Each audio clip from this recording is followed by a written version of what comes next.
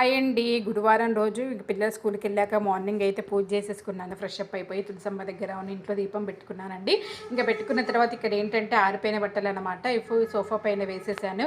ఈ బట్టలు ఏంటంటే ఆరేసాను. స్నానానికి ముందే ఉతికేసాననమాట బట్టలు. ఇంకా ఆరిపోయిన బట్టలని కూడా అన్నిటిని మడతబెట్టేసాను. మడతబెట్టేసిన తర్వాత ఇదిగోండి మెయిడ్ ఏంటంటే గిన్నెలు తోమేసిపోయింది. వాటిని కూడా సర్దేసుకున్నాను.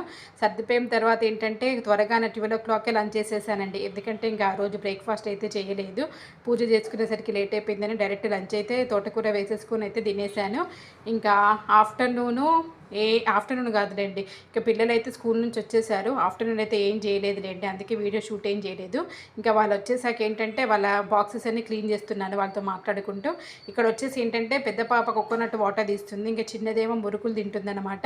ఇంకా కోకోనట్ వాటర్ అందరూ తాగేసిన తర్వాత నేను కూడా కొన్ని మురుకులోను సకినాలు పెద్ద పాప కూడా తినేసాము.